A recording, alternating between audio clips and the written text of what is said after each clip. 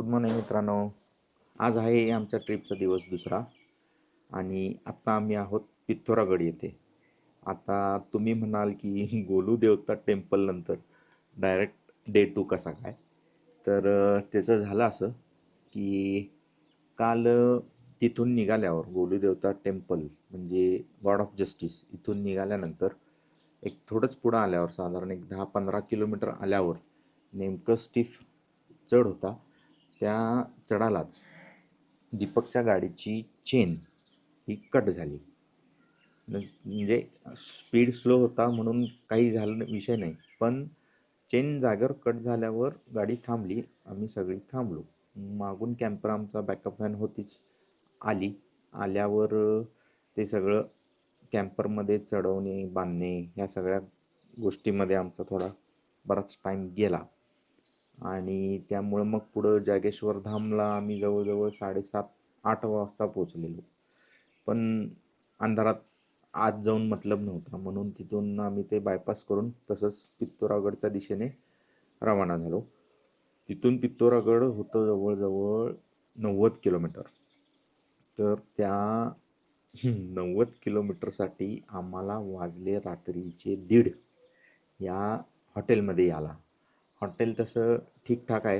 म्हणजे इकडच्या मानानं छानच आहे. काही विषय नाही आहे. पण काल एकंदरीत असा अनुभव आला, की जर ह्या टेरेनला आपल्याला बाईक राईड करायची असेल, तर गाडी ही पूर्णपणे व्यवस्थित वेल मेंटेनच पाहिजे. तिची चेन लूज आहे, टायर पूर्ण झिजले, असल्या गाड्या इथं चालणार नाहीत.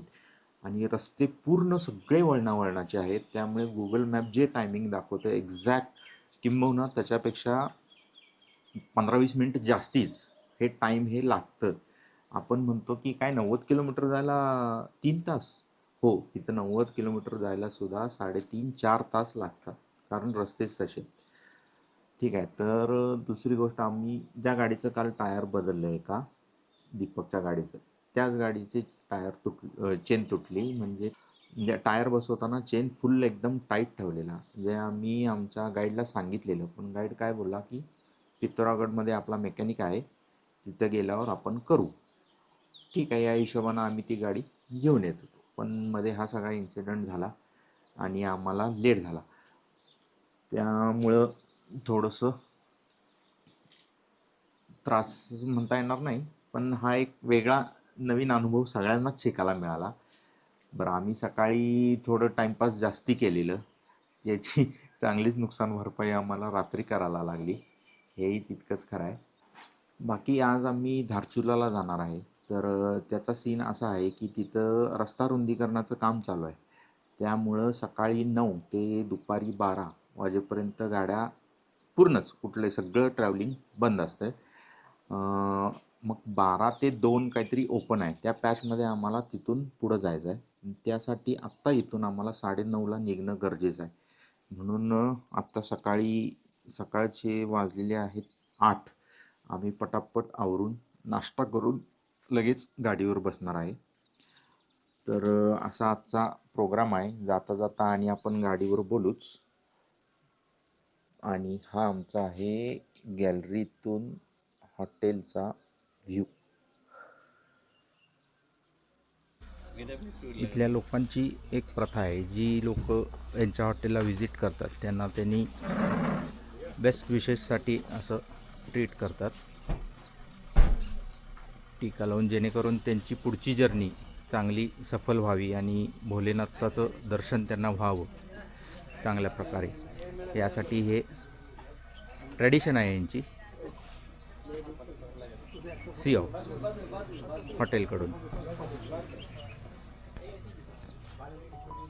हे हॉटेलचे बाकीचे पण गेस्ट आहेत सगळे.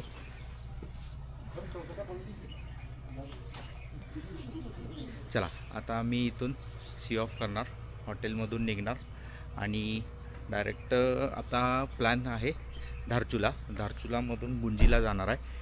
तर पहिला धारचुलापर्यंत पोचून किरकोळ काय जे काय बाईकचं रिपेअर वगैरे असेल ते करेन. तिथून मग पुढं कंटिन्यू होईल. म्हणत आम्हाला इथून हॉटेलमधून निघाला 11 वाजले बरोबर.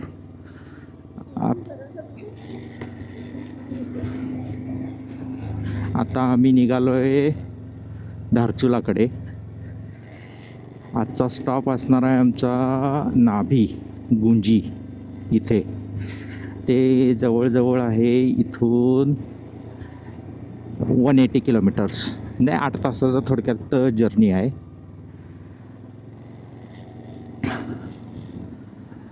फक्त आता विषय असा आहे, धारचुलापासून पुढे जाताना मगाशी सांगितल्याप्रमाणे आपल्याला त्या एक्झॅक्ट टायमिंगमध्ये तिथून क्रॉस करायचं आहे, जेणेकरून पुढं आपल्याला जाता येईल. 12 ते 2 या वेळेत पास करायला.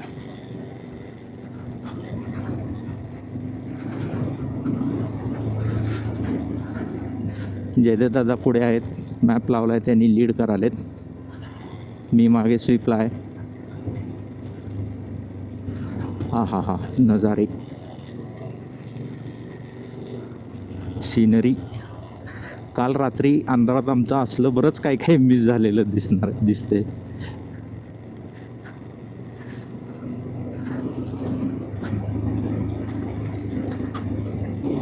ऊन आहे, क्लायमेट थोडंसं हॉट आहे, पण बेरेबल आहे. असं काय फार गरमी आहे असातला भाग नाही आहे. टूर गाईडने सांगितल्याप्रमाणे धारचुलाच्या पुढं थोडी थंडी चालू होणार आहे, त्यामुळं तुम्ही आत्ताच थर्मल घालू नका असं त्यानं सांगितलेलं. जर थर्मल घातलात तर ते आत घामानं भिजेल, आणि घामानं भिजलेले थर्मल पुढं जाऊन अजून थंडी वाजणार. म्हणून आम्ही थर्मल तर काय घातलेले नाही आहेत कुणीच. फक्त रायडिंग जॅकेटचं वॉर्मर असतंय ते तेवढं घातलं आहे.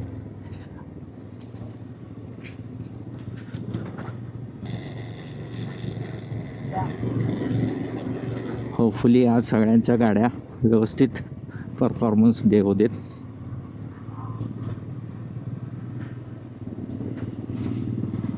वा, समोर घरं.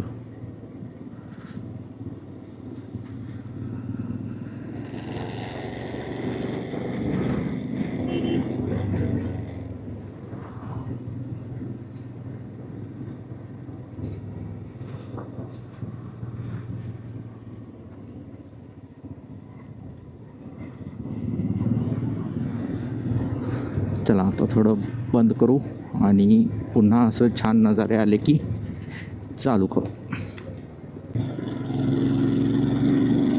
धारचुला 84 किलोमीटर इथून आहे. आता आम्हाला लवकरात लवकर तिथं पोचावं लागेल, त्याशिवाय काय खरं नाही तर कालच्यासारखं आजही आम्हाला पोचायला लेट होईल. गाव तरी संपलेलं दिसतंय, मागं कुठलं तरी गाव होतं, आय गेस जनपद असावं, बघितल्यासारखं वाटतंय. गाव तरी संपलंय. रस्ता चांगला मिळाला आहे, तोपर्यंत डिस्टन्स कवर कितपत होतंय तेवढं करू.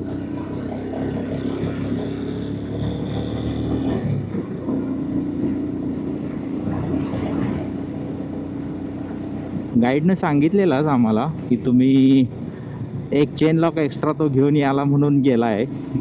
तुम्ही पुढं व्हा, मी तुम्हाला, रस्ता चांगला आहे, मी तुम्हाला कॅम्परमधून सुद्धा ओव्हरटेक करून तुमच्यासोबत येतो. ज्या अर्थी त्यानं सांगितलं आहे म्हणजे रस्ता नक्कीच चांगला असणार.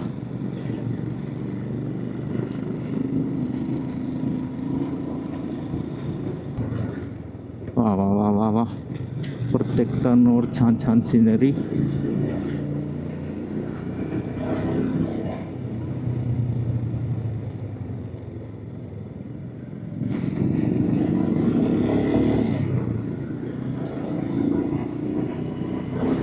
मस्त डोंगर. धारचुला इथून अजून जवळजवळ 60-70 किलोमीटर आहे, आणि रस्ता ऑलमोस्ट सगळा आमच्या गाईडनं म्हणजे कीर्तार्थनं सांगितल्याप्रमाणे असाच असणार आहे. तर बघू पुढं अजून काय वेगळं असं आलं तर मी तुम्हाला जरूर दाखवेन. तोपर्यंत तुम्ही रस्ता एन्जॉय करा.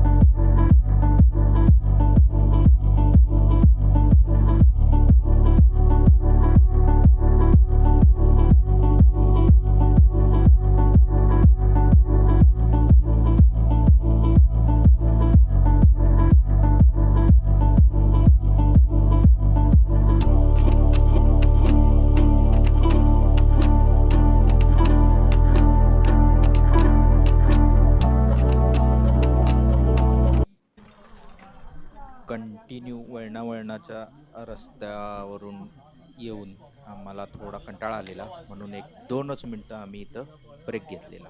किडे खूप ओरडतात. हे आवरलं का? निघायचं? चला चला चला. अजून आहेच का तुमचं 1 मिनिट? चला चला चला. समोर तिथे लँडस्लाईड झालेली दिसते, चांगलीच मोठी. इकडच्या दगडांमध्ये काही जीव आहे का नाही काय समजतच नाही. एकदम भुसभुशीत अशी माती आहे, दगड पण तशीच. अरे, इथलीच लँडस्लाईड झालेलीच माती प्लास्टिकच्या पोत्यांमध्ये भरून मोठीच्या मोठी अशी भिंत, वॉल उभं केल्यागत केलं, जेणेकरून वरून परत जरी घसरून आलं तरी थोडंफार तिथंच थांबावं.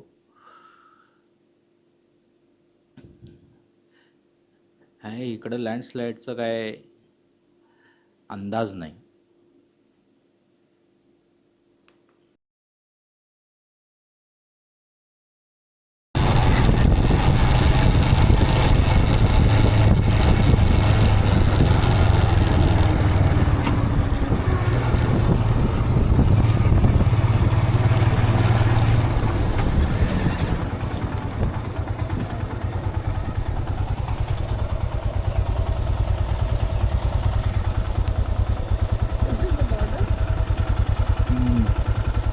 नहीं खालचा ब्रिज नाही.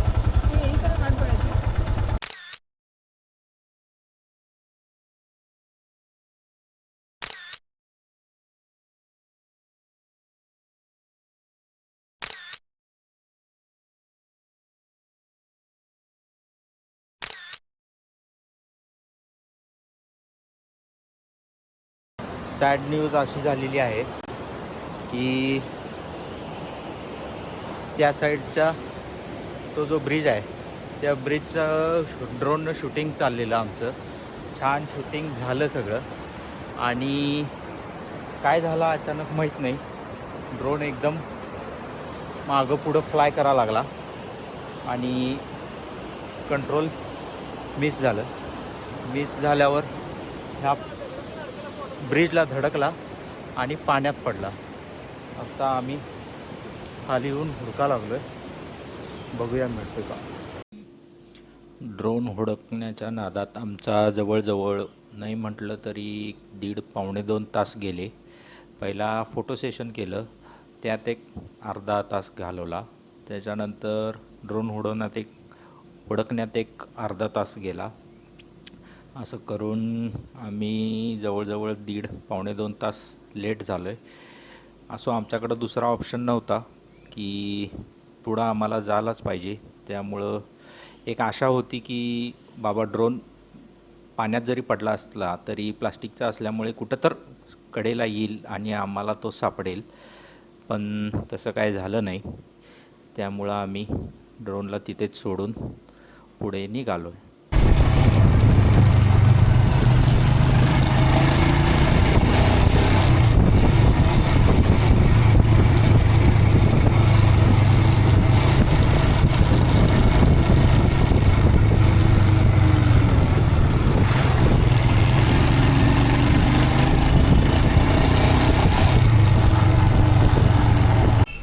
आता आम्ही इकडून आलेलो आहे.